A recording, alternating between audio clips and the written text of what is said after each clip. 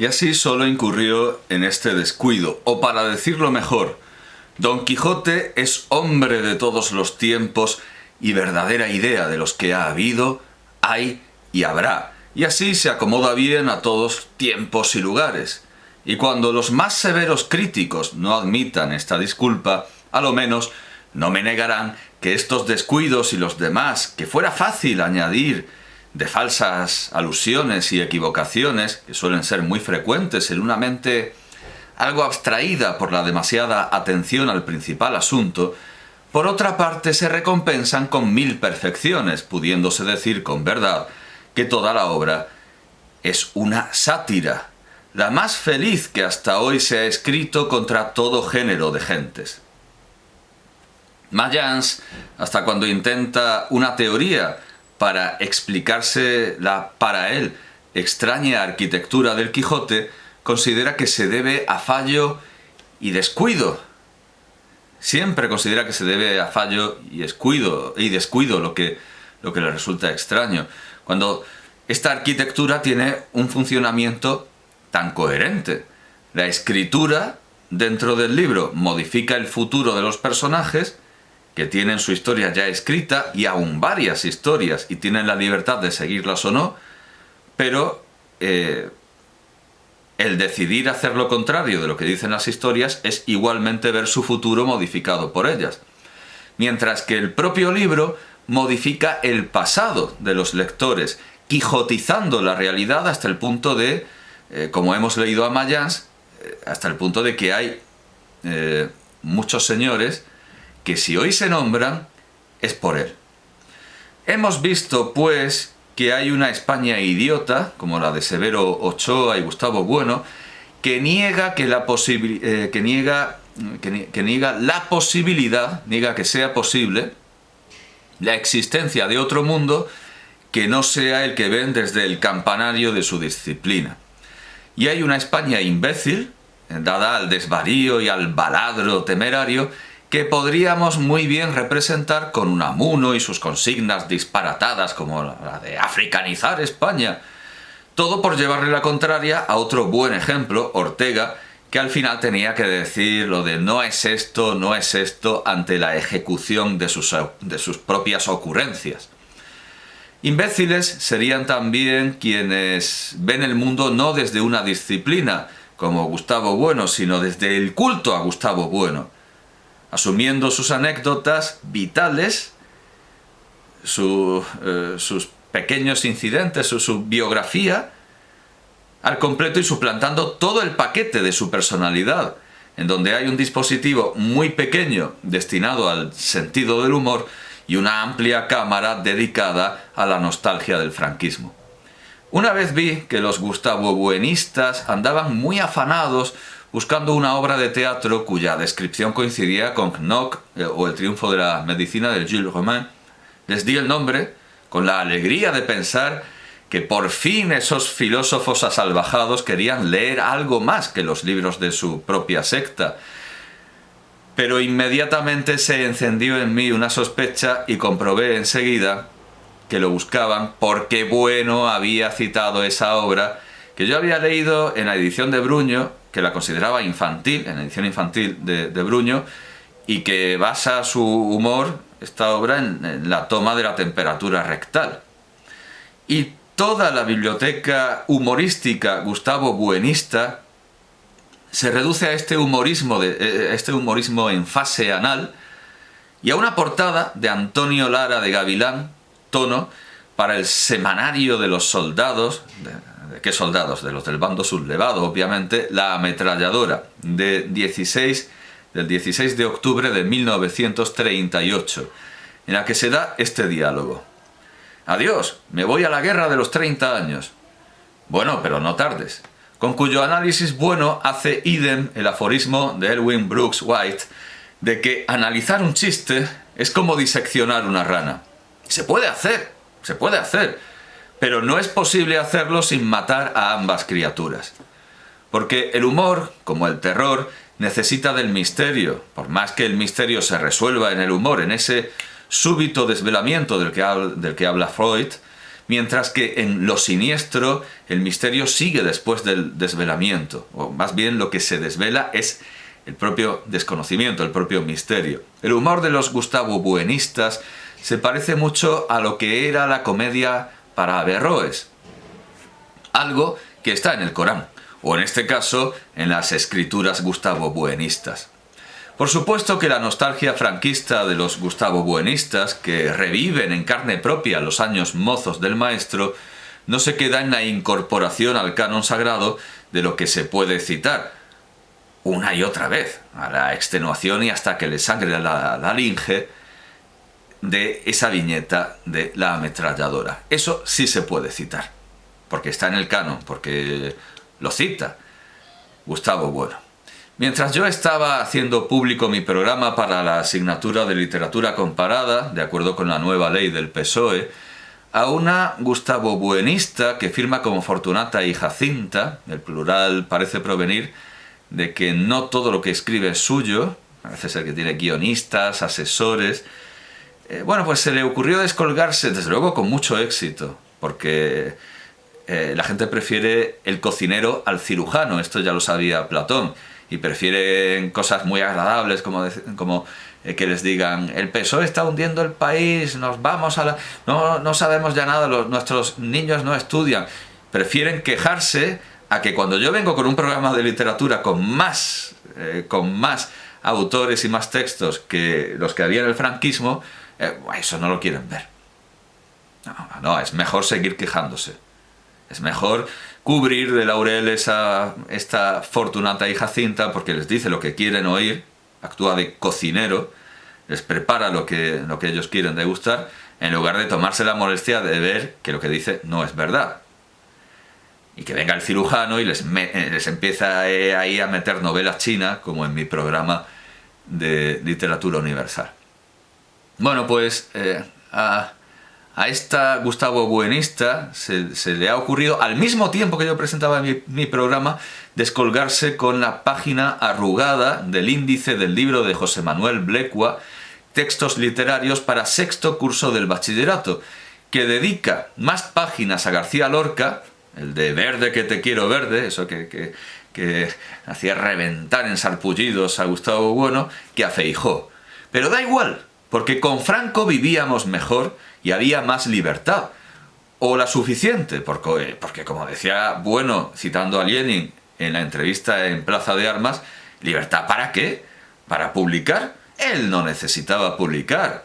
Así se expresaba el profesor, que luego va y nos endilga los miles de páginas de su teoría del cierre categorial. No me dejaban escribir con la mano izquierda, pero me leí el Quijote, comenta con añoranza y emoción un lector de los muchísimos hilos que se han dado a la adoración de esa página arrugada, ignorando que, como digo, yo doy más autores y más lecturas que Blecua.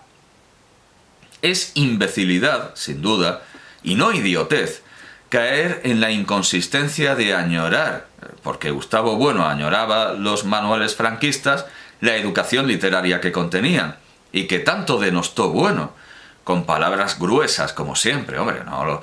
En 2008, La Nueva España, diario independiente de Asturias, fundado en 1936, tan independiente no era, recogía estas palabras de Gustavo Bueno. Un alumno de bachillerato que no sabe lo que son los números irracionales está en posición parecida a la de un chimpancé, aunque se sepa un soneto de Shakespeare. Y se engañaba, por supuesto, se engañaba Bueno, pues finge que nuestra educación es exclusivamente literaria, al modo de la confuciana, cuando en realidad lo es al modo romano, en el que si bien el destino final del hombre en sociedad, del ciudadano, es ser el vir bonus dicendi peritus de Catón el Viejo, para lograrlo, como exigía Quintiliano, tiene que saber muchas cosas, como por ejemplo, y esto lo dice Quintiliano, levantar un triángulo. La imbecilidad de creer que todo lo que diga el maestro estará bien, porque para eso es el maestro, Magister Dixit, decían los pitagóricos según Cicerón, y de ahí no salían. No puede llevar sino a incongruencias y contradicciones. la de que los gustavobuenistas acaben haciendo lo mismo que los de románicas, como siguen llamándolos los jóvenes viejos de su secta, no es la menor. Podemos verlo de primera mano no en los gustavobuenistas, sino entre los filólogos, que siguen incurriendo en las mismas imbecilidades de Fernando Lázaro Carreter o Dámaso Alonso. Juan Manuel Blecua es a quien menos culpas se le pueden imputar. Desde mi punto de vista, claro, no desde el de Bueno, que no le perdonaría antologar a García Lorca. Fernando Lázaro Carreter pensaba que cada autor tiene una voz propia, tan reconocible, que se puede poner como materia de examen que el alumno reconozca un poema desconocido por su tema y estilo, entendiendo que el Renacimiento era perfectamente discernible del barroco y el conceptismo del culteranismo. Yo suelo presentar a mis alumnos un Cristo renacentista ante el que rezaba Santa Teresa de Jesús y el Cristo de Velázquez, e infaliblemente, siguiendo las precisas instrucciones de este tipo de libros, determinan con la precisión científica que postulaba Lázaro Carreter que el renacentista es el de Velázquez. Y en Dámaso Alonso, lo de la voz propia llega tan lejos que en sus comentarios a Góngora da la impresión de que cree que las palabras del castellano las inventa Góngora y que no le vienen dadas.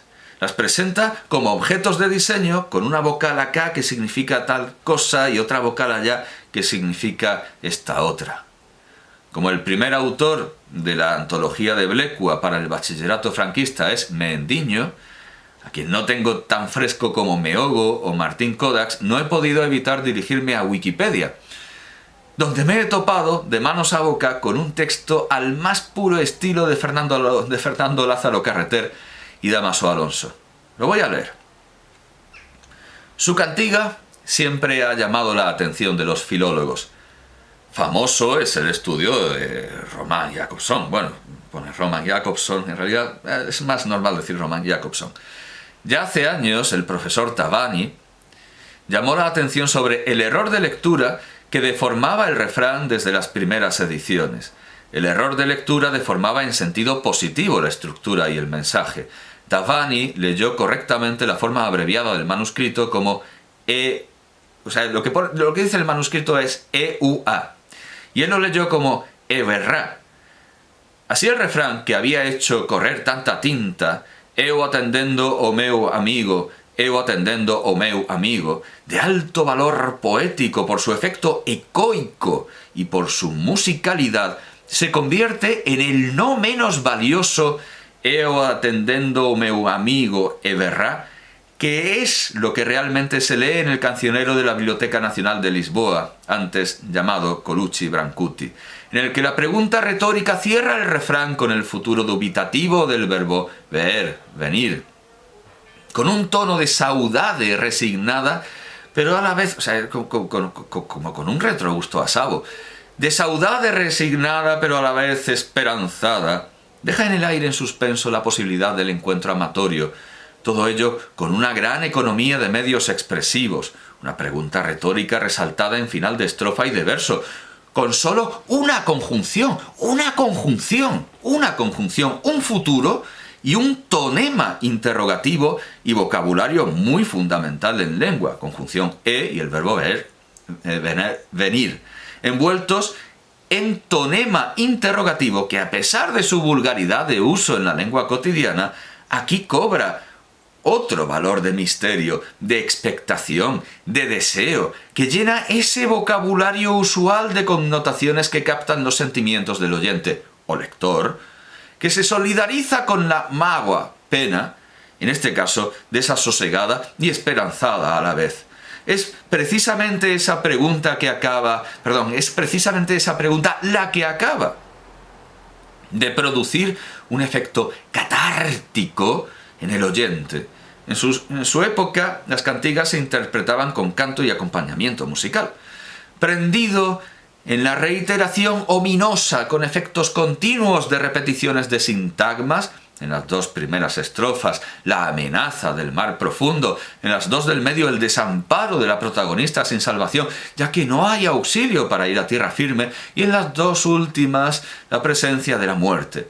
Solo la pregunta esperanzada del refrán abre una puerta a la esperanza de la salvación por el posible encuentro amatorio.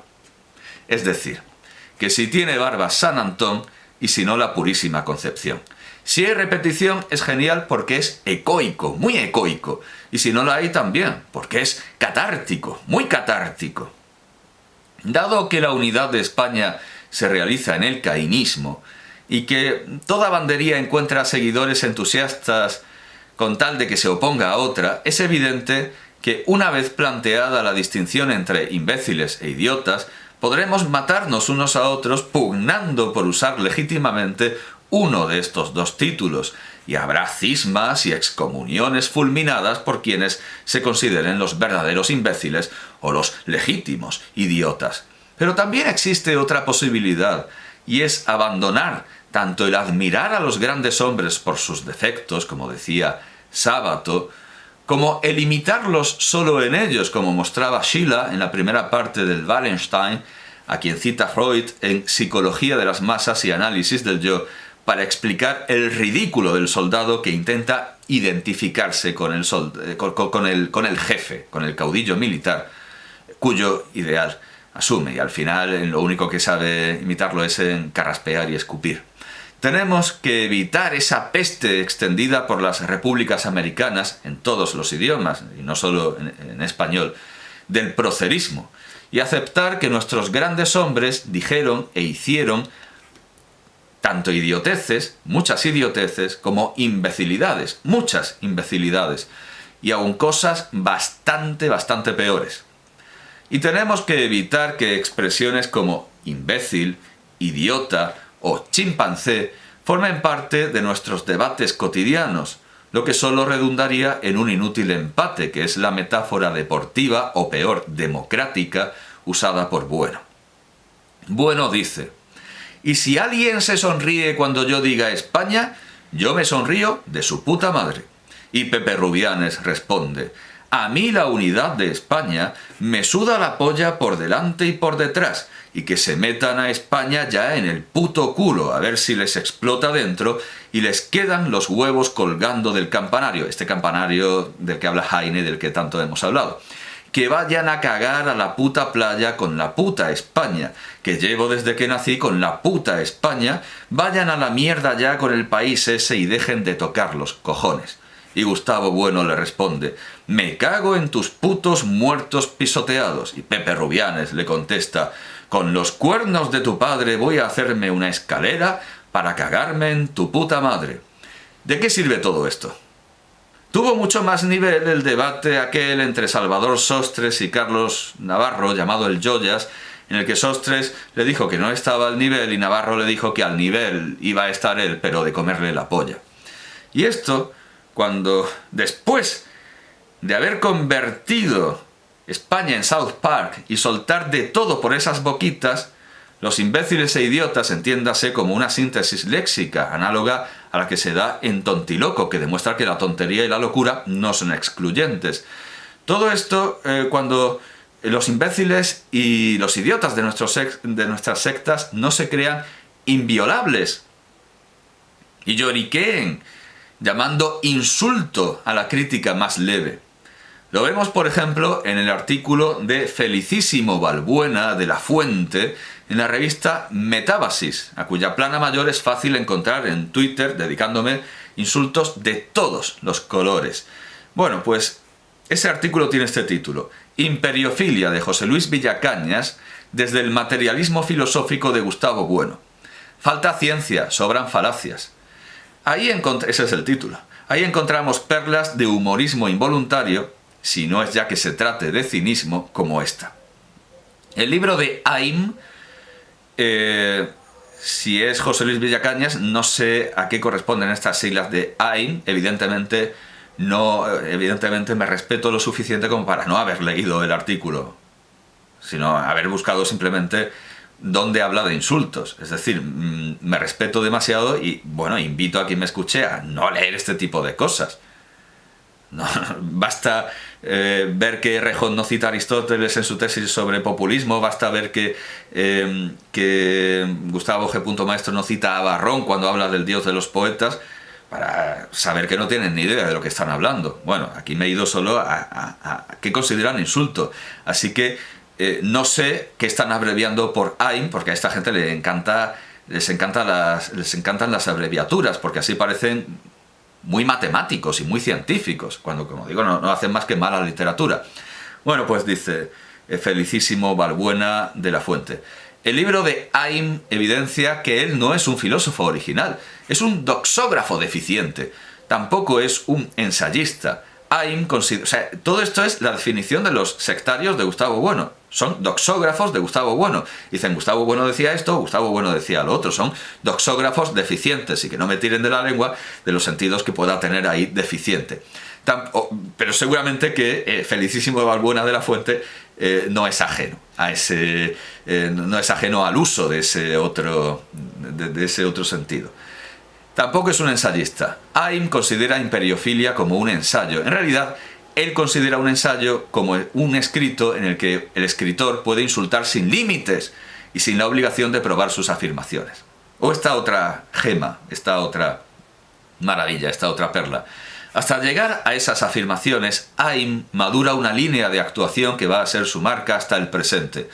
Juicios de valor sin apoyo conceptual ni de hechos, y el insulto hacia quienes sostienen posiciones contrarias a la suya. O sea, algo así como idiota, chimpancé, ¿algo así? No, en realidad no. Vamos a ver a qué llama insulto. Aunque esas personas no hayan manifestado oposición alguna hacia él, porque habían escrito sus libros antes que el suyo. Y ahora vienen las citas con estos graves insultos de Villacañas, esta cacolalia del lenguaraz Villacañas, que parece que tenga que sea turetiano, que esté afectado por ese síndrome. Dice Villacañas, y estos son gravísimos insultos: y cuando, aprovechando la oportunidad política que ofrece una España tensa y sobrecargada, en la que ha desaparecido casi por completo todo compromiso con la verdad, Gustavo Bueno, un autor agudo y un poco excéntrico, ofreció su idea sobre la España imperial. Acabó por escoger la vieja tesis de Elías de Tejada, autocita: allí, sin embargo, el polémico profesor Gustavo Bueno se atuvo a la idea de Menéndez Pidal. O sea, lo llama a don Gustavo Bueno agudo y un poco excéntrico. Y luego la otra cita con otro grave insulto dice Villacañas: en realidad el método de Maravall es de un cierto primitivismo sutil que, de ser aceptado hoy por nosotros, nos haríamos culpables de pereza conceptual. Es decir, dice que en Maravall hay cierto primitivismo sutil.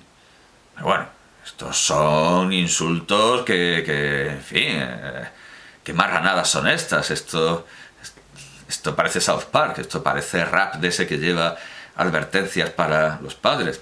O esta otra joya. Reproducimos estos fragmentos para contrastar lo que hace AIM. En la página 21 escribe sobre una, cita, nueva iluminada, afamada directora de cine. Es decir, insulta, iluminada, la llama iluminada. Menudo insulto, iluminada. Uno pensaría, aquí ya se acaban las citas, supongo que el espectador se ha quedado temblando. ¿Cómo se pueden decir estas barbaridades? Un poco excéntrico, primitivismo sutil, iluminada. ¡Qué pedazo de insultos! Uno pensaría que Gustavo Bueno sería más coherente y admitiría que, según su propia terminología, podría considerárselo un viejo idiota. No ya un viejo imbécil, cosa que ya he dicho que no era en ningún caso. Ya lo he negado en otras intervenciones. Aunque los Gustavo Buenistas, que son imbéciles, intenten hacer pasar a Gustavo Bueno por un imbécil, Gustavo Bueno no era un imbécil. Era un idiota, muchas veces, pero no era un imbécil. Creo que ha quedado clara la diferencia. Pero no era así. Gustavo Bueno no aceptaba la calificación de idiota. Leemos a un sorprendido, un sorprendido y ofendido, humillado y ofendido Gustavo Bueno, que dice: Yo he recibido cartas tremendas, e insultos terribles, descalificaciones de todo tipo, que soy un sinvergüenza, un idiota, y esto lo dice en una entrevista en El Foro, publicada en Bilbao en el año 2000, cuyo titular es «Muchos congéneres nuestros no necesitan filosofar, aunque hablen, solo necesitan saber el sitio para comer». En fin, la actitud vital de Gustavo Bueno se parecía bastante a la de «¿Tiene el libro Cómo hacer amigos, calvo de mierda?», si bien esto no le impidió hacer muchísimos amigos, claro que con las mismas deficiencias sociales que él y sin ninguno de sus méritos. Tanto el Estado franquista como el socialista fueron inmensamente tolerantes con estos palmarios defectos de don Gustavo, tan admirados por sus sectarios. En un artículo de El País de 1989 se da cuenta de esta extraordinaria manga ancha, con el titular «El catedrático Gustavo Bueno absuelto del delito de injurias». El catedrático de filosofía, dice así el texto, el catedrático de filosofía Gustavo Bueno ha sido absuelto por la audiencia de Oviedo del delito de injurias del que había sido acusado por llamar cretino completo al profesor Luis Xabel Álvarez en una entrevista publicada en Hoja del Lunes en Oviedo. La audiencia considera que Bueno no tuvo ánimo de injuriar, sino de criticar, y que el filósofo empleó palabras, cita de la sentencia, con indiscutible infortunio e inoportunidad. Hasta ahí la cita de la sentencia. Xabel Álvarez, que también da clases en la Universidad de Oviedo, es un destacado defensor de la lengua bable, y Bueno forma parte de un grupo que se opone a la normalización de la misma. La sentencia considera que Bueno expresó, nuevamente cita de la sentencia, expresó con vehemencia su oposición a los criterios de algunos tratadistas, y citó entre ellos a Xabel Álvarez, y añade que el calificativo de cretino se refiere no a la persona del aludido, sino a las teorías que sustentaba. Esto es cita de la sentencia.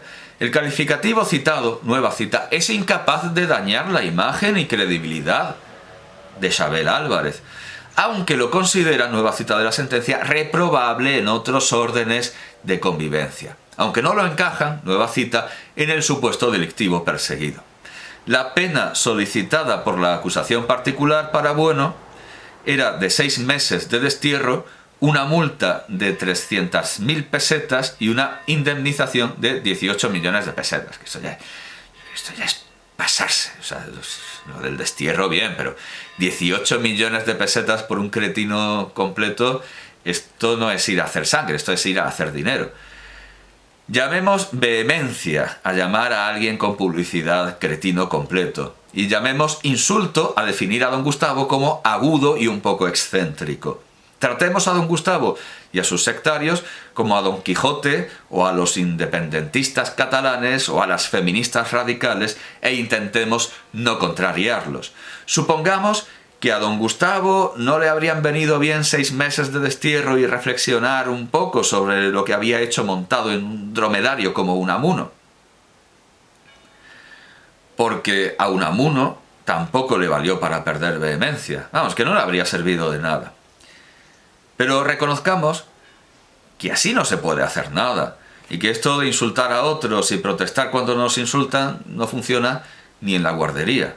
Así que quien se haya hecho una escalera con los cuernos del padre de alguien, que la arroje de sí al modo wittgensteiniano, para que nadie vuelva a subir donde no hace ninguna falta, o, más que subir, bajar, en ese sentido doble que el latín daba a altus.